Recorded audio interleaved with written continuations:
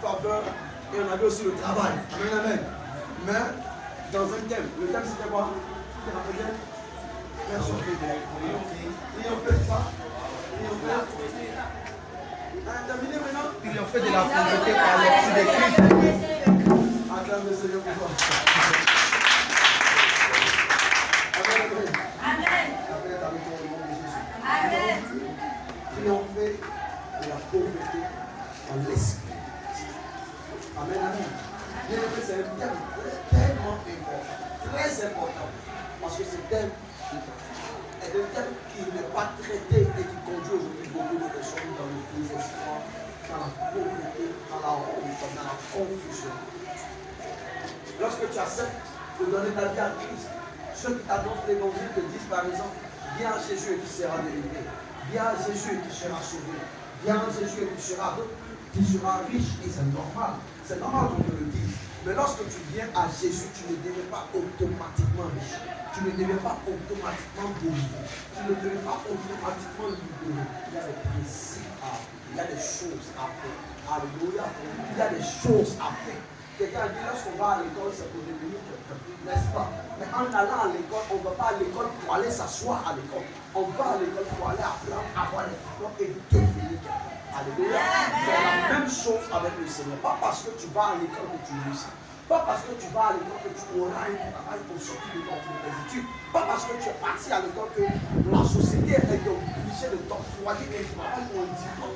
Non, tout dépend de comment tu vas à l'école. Alléluia. Amen, amen. La vie chrétienne ne réussit pas des principes. Un homme qui n'a pas de principe ne peut aller nulle part. C'est pourquoi il est très important que vous sachiez que Dieu a empaqueté des principes dans sa parole. Et en appliquant ces principes, nous parvenons à une hauteur enviable, à une place enviable par la société. Alléluia. Et votre place désormais sera enviable dans votre famille et dans votre entourage au nom de Jésus. Amen. Alléluia. Amen. Nous avons vu la ponctualité. Vous dites quelque part que l'heure à laquelle tu te rends à ton service, tu te rends à ton travail, tu te rends dans un lieu donné, est ce qui détermine l'importance que tu donnes à ce travail. Si tu aimes ton travail, tu n'iras pas à ton travail à 10h du matin ou à midi, tu iras tôt afin d'aller commencer quelque chose, afin d'aller travailler, de t'investir et de pouvoir avoir quelque chose. Alléluia. C'est très important d'être à l'heure. Dieu aime les gens qui sont à l'heure. Dieu aime les gens qui sont ponctuels. Dieu aime les gens qui viennent dans le temps. Dieu aime les gens qui respectent l'heure. Dieu aime l'heure. La Bible nous parle de l'heure de la prière. La Bible nous parle de l'heure de l'offrande. La Bible nous parle de l'heure de la prière. Ça veut dire que Dieu a des heures où il se manifeste. Il y a un temps où il te manifeste. Il y a un temps qu'on te prend. Il y a un temps où tu dois te rendre au bureau. Il y a un temps où tu dois te rendre à ton lieu de commerce. Il y a un temps où tu dois aller t'investir dans quelque chose. Ne sois pas étonné. Lorsque tu seras chassé de ton travail parce que tu es venu en état, tu arriveras à Dieu en paix. Dieu te dira, je te dis, dès le matin, c'est la semence. Il n'a pas dit dans l'après-midi, il n'a pas dit après, il dit dès le matin. Et le soir, ne laisse pas reposer ta vie. Dieu aime les gens qui viennent à l'heure, qui sont à l'heure. Lorsqu'on dit le culte commence à 8h, déjà à 7h45, il est déjà présent, elle est déjà présente. On dit le culte commence à 9h30, déjà à 9h00, elle est déjà assise. On dit on va se rendre au bureau à 7h, déjà à 6h45, tu es déjà à la porte du bureau. Le jour où le patron voudra élever quelqu'un, tu seras la première personne sur la liste parce qu'il aura trouvé en toi quelqu'un de fidèle en qui il pourra faire confiance. Amen. Mais quand le patron lui-même vient avant toi, il vient à 7h, toi tu t'emmènes à 8h. Il vient à 9h, toi tu t'emmènes à 10h. Comment est-ce qu'il pourra te faire du bien, t'élever et tu fais le bien? Alléluia. Amen. La Bible nous enseigne sur plusieurs paraboles. La Bible dira qu'un homme avait un champ. Et dans son champ, il a donné 3 serviteurs. Un avait 5 talents, l'autre 2 talents et le dernier avait un seul talent. Et le dernier est allé creuser un trou pour mettre le talent que Dieu lui a donné. Et il n'a pas allé travailler, il a négligé les choses que Dieu lui a données. Une chose est de ne pas avoir quelque chose. Et une autre chose est de négliger ce que Dieu te donne. Dieu te donne le temps. Il te donne un peu de moyens. C'est très important de pouvoir prendre cela au sérieux et de pouvoir faire quelque chose pour que ce qu'il t'a donné puisse être fructifié. Alléluia. Amen. Alléluia. Amen. Il dit, ne donne pas sommeil à tes yeux, ni assoupissement à tes paupières.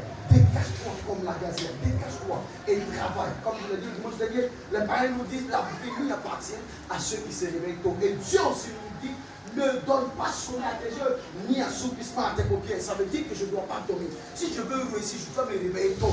Se réveiller à 4 h du matin chaque jour, ce n'est pas une malédiction. Je connais des gens qui, parce qu'ils se réveillent à 4 h du matin tous les jours, il est comme une personne maudite. Quand tu le vois, il a un visage bizarre. Il s'arrange même pour que son visage soit un visage de désolation. Pour que tu lui demandes, mon frère, qu'est-ce qui se passe? Et il te dira ensuite, chaque jour, je me réveille à 3 h du matin.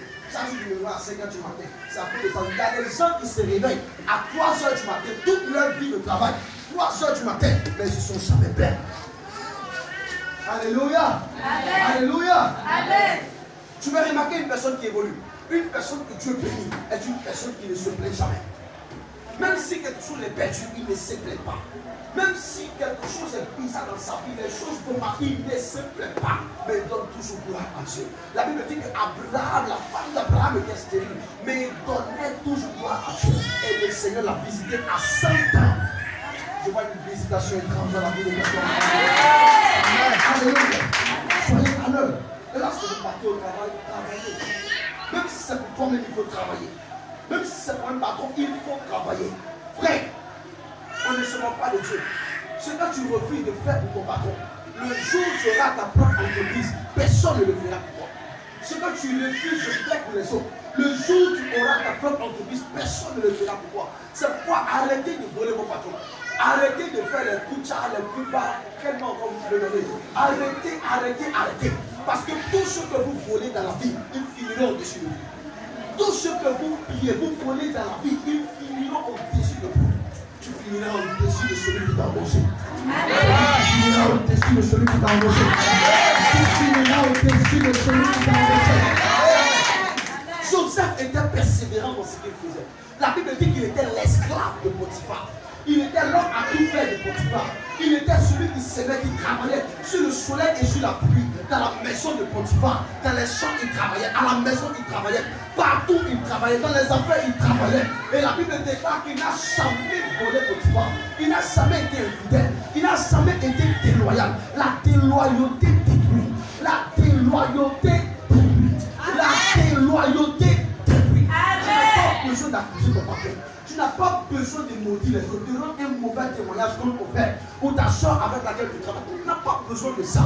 Frère, tu n'as pas besoin de ça pour évoluer. La parole déclare que Potiphar était le maître de Joseph. Il était l'esclave. Joseph était l'esclave de Potiphar. Et la Bible déclare que lorsque le moment est arrivé, où Dieu devait récompenser sa fidélité, sa loyauté, sa discipline, son engagement dans le travail de Potiphar, la Bible déclare qu'il est devenu le gouverneur de Potiphar. Amen.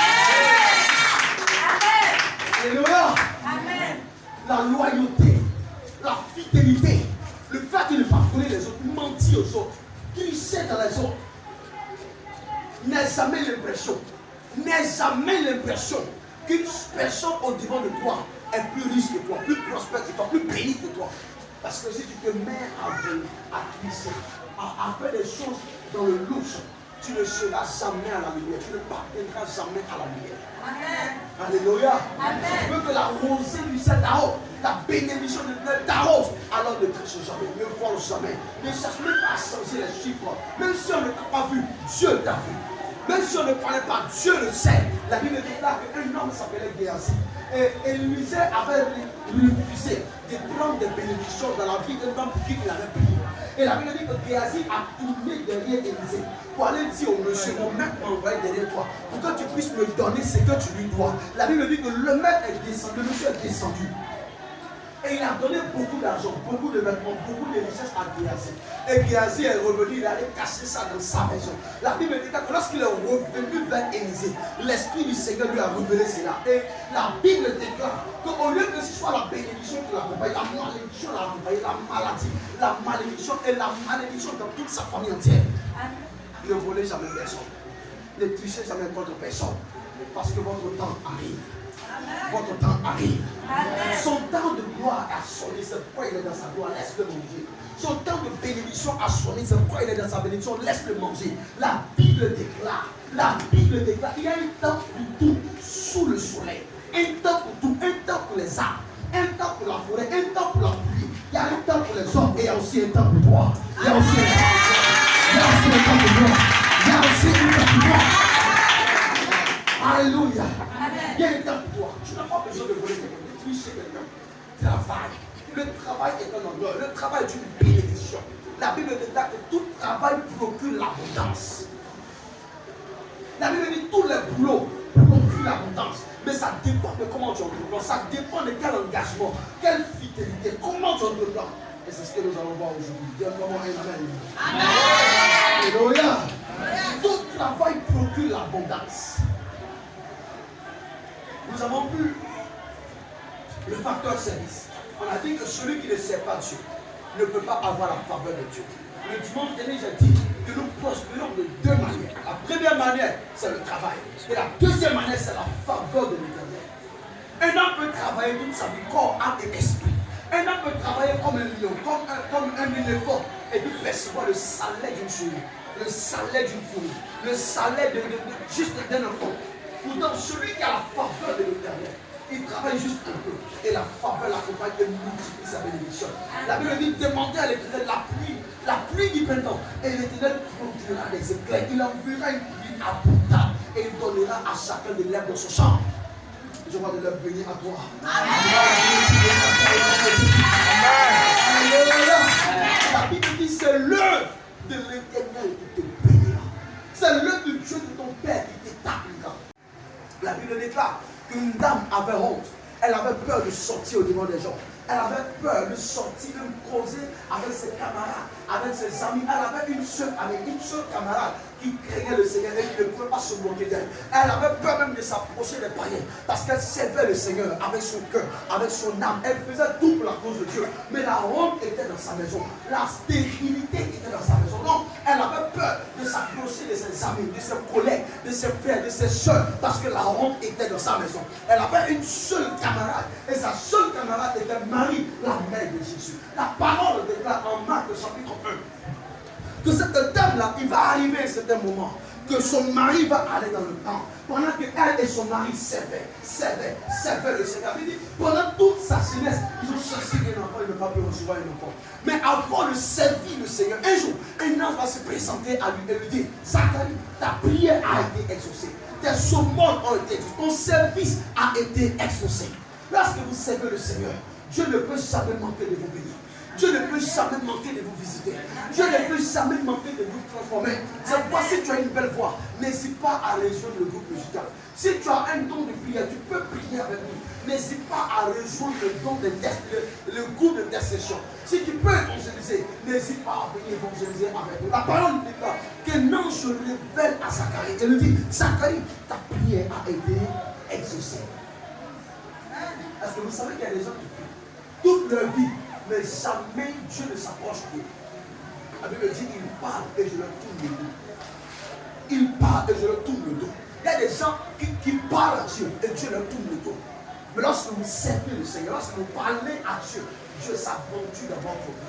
La Bible déclare que celle qui était stérile, elle a enfanté un fils et son fils était Jean-Baptiste. Je vois quelqu'un qui sert le Seigneur dans cette commission.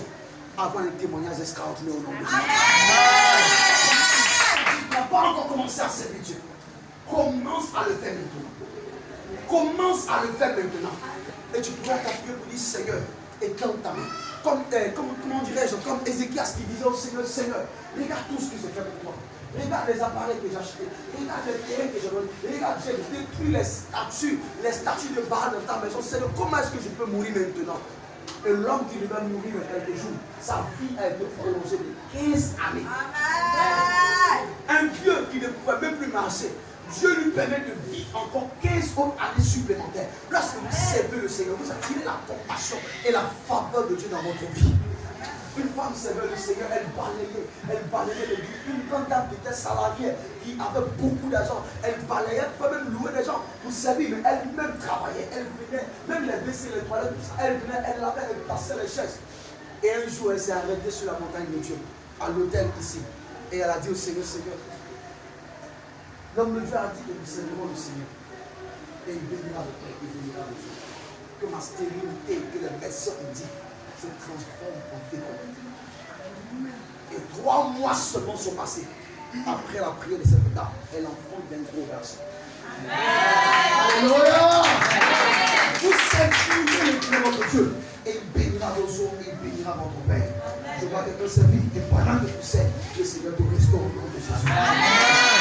L'une des raisons majeures pour lesquelles les enfants de Dieu servent le Seigneur, pour lesquelles les enfants de Dieu entreprennent, font un commerce, font quelque chose, ils travaillent, mais ils n'ont jamais de promotion. Ils travaillent, mais ils n'ont jamais d'augmentation salariale. Ils n'ont jamais une augmentation au niveau de leur salaire. Ils travaillent et ils sont angoissés, ils sont piétinés, ils sont même critiqués dans leur service. C'est parce que la faveur de Dieu n'est pas avec eux. Et comment on obtient la faveur? En servant le Seigneur, premièrement. Et deuxièmement, en participant à l'œuvre de Dieu. Bien-aimé, ton temps, ton argent, ton corps, ton âme, ton esprit, ta vie, tes enfants, ta maison doit servir le Seigneur. Comme Josué a dit, moi et ma maison, toute ma maison entière, nous servirons l'Éternel. Nous servirons l'Éternel. Et j'ai une bonne nouvelle pour toi. La parole déclare que toutes les paroles, toutes les prophéties que Josué a adressées en Israël, toutes se sont accomplies. Toutes les bénédictions de Dieu dans sa vie, toutes se sont accomplies. Lorsque vous servez le Seigneur, même l'impossible devient possible dans votre vie. Amen. Amen, amen. La Bible dit qu'ils sont allés à Canaan. Là-bas, ils ont trouvé des géants. Ils ont trouvé des gens robustes, des costauds, des gens qu'on ne pouvait pas vaincre. Et des gens sont venus leur dire, les gens qu'on avait à Canaan, ce sont des robustes, ce ne sont pas des hommes, ce sont des guerriers, des soldats. Et tout Israël avait peur. Mais Josué leur a dit, nous allons aller contre eux. Et au nom de l'Éternel, nous allons les vaincre. La parole déclare que la main de Dieu était avec Josué. Et qu'ils sont arrivés dans ce pays-là, tout le pays les a fui. Tous les hommes forts les ont fui et ils ont été écrasés. Lorsque vous servez le Seigneur, la main de Dieu est active dans votre vie. La Bible dit, voici les miracles qui accompagneront ceux qui auront cru. Qui a cru en Christ? Celui qui sert le Seigneur, celui qui marche avec Christ. Alléluia. Amen. Servons le Seigneur. Servons le Seigneur. Avec notre temps, avec notre argent, avec notre corps, notre âme, notre temps, tout ce que nous pouvons, servons le Seigneur. Un jour tu seras devant le Seigneur et il te posera des questions auxquelles tu ne pourras pas répondre. Qu'est-ce que tu as fait? Combien d'âmes tu as apporté? Comment tu as soutenu mon œuvre? Qu'est-ce que tu as fait sur la terre? Frère, tout ce que nous pouvons avoir dans ce monde ne peut pas nous sauver. L'argent ne peut pas nous sauver. Le temps ne peut pas te sauver. Personne ne peut te sauver. Les trésors de ce monde ne peuvent pas te sauver. Jésus seul peut te sauver. Amen. Alléluia. Amen. La première chose que nous donnons à Dieu, c'est notre type. Ça veut dire que la 10e partie, simplement la 10e partie de ce que nous donnons à Dieu. Et ce que nous donnons, nous offrons à Dieu comme un sacrifice, comme une semence, afin que le Seigneur arrose notre plantation. Mais beaucoup trouvent cela trop difficile. Alléluia. Amen. Dès que la type commence à devenir trop compliquée à donner pour toi, sache que le diable est à ta porte pour ronger tes finances. Dès que la type commence à devenir c'est trop compliqué pour toi de venir donner la 10e partie de ton revenu à Dieu, ça veut dire que le diable est déjà dans tes finances. Il est en train de ronger tes finances. Un homme m'a dit à Dieu, Seigneur, je veux exactement 160 000 francs pour mon mariage. Parce que le monsieur est vraiment bon. Et à l'intérieur, les mariages, c'est pas compliqué. Organiser une fête, aller à la mairie, signer un papier, bien, alors là, c'est pas compliqué. Donc juste 160 000 francs, quand il a fait son papier, c'était ça. Et il a oublié la part de Dieu. Quand il a fini, il a fait toutes les courses, il a oublié la part de Dieu. Et bizarrement, juste avant le mariage, il va avoir un accident où il dépense exactement la somme de 16 000 francs. Et il se pose la question, parce que cet accident, depuis que je suis sur la tête, jamais je n'ai eu l'accident. Mais comment est-ce que c'est maintenant que ça intervient?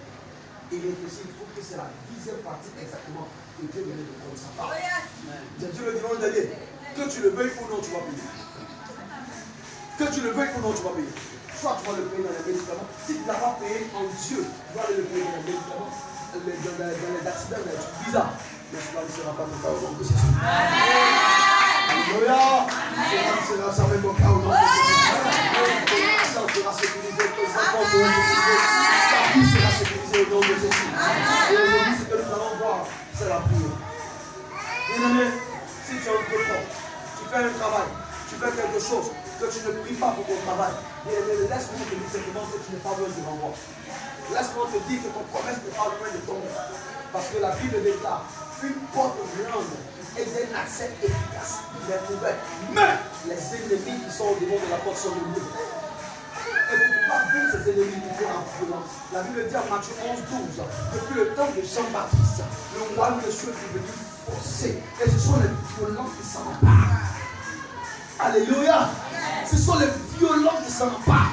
Ça veut dire que pour t'emparer, il te faut prier, il te faut parler. Il te faut parler à Dieu pour ta vie. La prière crée de nouvelles dimensions dans votre vie. La prière allume le feu dans votre maison. La prière vous permet d'être libéré des oppressions sataniques. Il y a des gens ici qui devaient voyager depuis longtemps. Il y a des gens ici qui devaient se marier depuis longtemps. Il y a des gens ici qui devaient travailler en tant que des fonctionnaires. Il y a des gens ici qui devaient être même des ministres. Il y a des gens qui devaient faire des voyages extraordinaires. Mais pourquoi est-ce que ce n'est pas le cas aujourd'hui? Frère, il y a quelque chose qui se passe dans ta vie. La Bible dit qu'avant qu'Esaü ne naisse, Jacob avait attrapé son talent. Et quand ils sont nés, Jacob a dominé Esaü à cause du fait qu'il avait attrapé son talent. Il tient ton talent. Il tient ta tête. Il tient ta vie. Il tient ton étoile.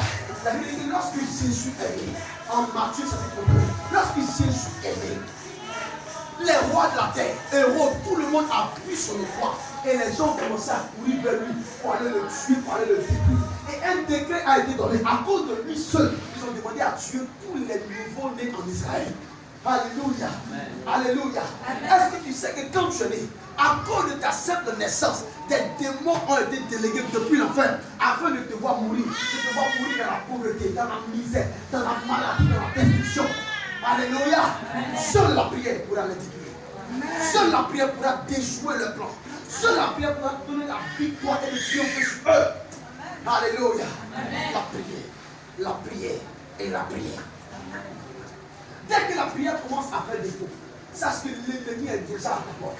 Dès que la prière commence à te faire défaut, dès que tu commences à arrêter de prier, sache que le diable est déjà en train de ronger ta vie, ta famille, ta santé, toutes tes affaires. Il faut prier. Il faut prier. Un homme était en souffrance. Sa vie entière était devenue une souffrance. Sa vie entière était devenue dure, compliquée. Rien ne marchait pour lui. Rien qu'il faisait ne marchait pour lui. Aucune activité ne marchait pour lui. Rien n'évoluait dans sa vie. Rien, absolument rien n'évoluait dans sa vie. Père, si dans ta vie rien n'évolue, tout ce que tu touches n'avance pas. Tout ce que tu touches ne prospère pas. Pose-toi beaucoup de questions et remets-toi à prier. Et remets-toi à prier. La Bible dit demandez, l'on vous donnera. Demandez, l'on vous donnera. Demandez, l'on vous donnera. Je suis heureux de te dire, la parole déclare que les gens sont approchés de Jésus. Et ils ont demandé, mais pourquoi est-ce que tes enfants, tes disciples ne jeûnent pas? Et puis ils ne prient pas longtemps comme nous. Et Jésus leur dit, l'heure vient où le Fils de l'homme leur sera enlevé. Et en ce temps-là, ils prieront et ils jeûneront. Nous sommes dans le temps où Jésus est monté au ciel. Alors nous sommes dans le temps de la prière. Nous sommes dans le temps de la prière. Pour tous ceux qui se lèveront pour prier, triompheront dans leur famille, triompheront dans la société, triompheront dans le monde. Dans le nom de Jésus-Christ. Lorsque Jean était dans la souffrance, que sa santé était menacée, son foyer était menacé, sa femme même le menaçait de le quitter, ses enfants étaient décédés, tout était parti, ses chameaux, ses animaux, tout était déjà parti. Et le Seigneur lui dira, Job, depuis que tu existes, as-tu commandé au matin?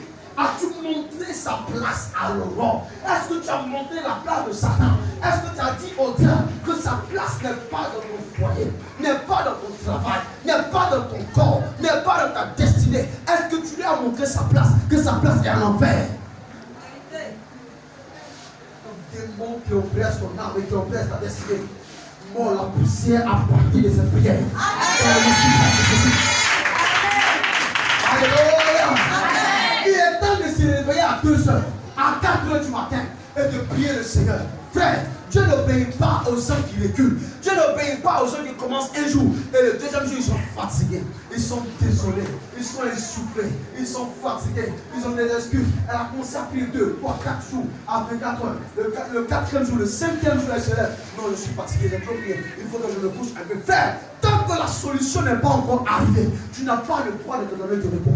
Amen.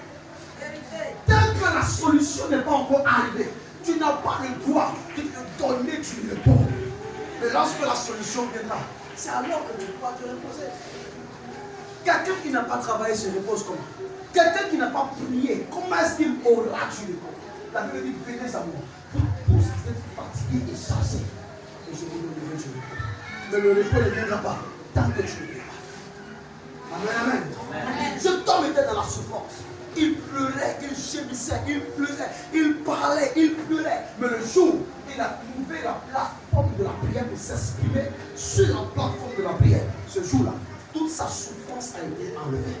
Je vois quelqu'un ici que l'ange enlève la souffrance au nom de Jésus. Pour la prière, l'ange enlèvera les souffrances, l'ange enlèvera les malédictions, l'ange enlèvera les maladies. Dans le nom suprême de Jésus. Alléluia. La prière et la prière. La Bible dit qu'Anne souffrait dans son corps, elle souffrait dans son âme, elle souffrait dans son état, et elle avait besoin de solution, elle avait besoin d'une visage. Sa honte était visible, sa souffrance était visible. Sur son visage, tu pouvais lire qu'il était écrit stérilité. Tellement sa souffrance était visible, la honte était dans sa vie, la confusion dans sa vie. Elle servait Dieu, elle parlait à Dieu, elle sacrifiait tout ce qu'elle pouvait sacrifier pour Dieu, mais il n'y avait pas de résultat. Mais lorsqu'elle a découvert la plateforme de la prière, à partir de cet instant, la visitation est arrivée. Alléluia. La Bible dit priez sans cesse, priez sans cesse, priez sans cesse, priez sans cesse, afin que vous ne tombiez pas. Nous allons vous tenir debout, nous allons prier. Nous allons vous tenir debout, nous allons prier. Pour réussir, il faut travailler. Pour réussir, il faut travailler. Et pour réussir, il faut avoir la faveur de Dieu. Pour avoir la faveur de Dieu, il te faut prier. Pour avoir la faveur de Dieu, il te faut donner ta team. Pour avoir la faveur de Dieu, il te faut servir le Seigneur. Alléluia. C'est pas de là où je suis. Je dis Seigneur, je te rends grâce parce que j'ai écouté ta parole et j'ai été édifié. Je te dis merci pour ta présence qui m'a fait du bien. Merci encore une fois de plus pour ta grâce avec prie. Et rends grâce à Dieu ce matin. Prie et rends grâce à Dieu ce matin. Prie et rends grâce à Dieu ce matin. Prie et dis merci à Dieu ce matin. Prie et parle à Dieu. Rends grâce à Dieu.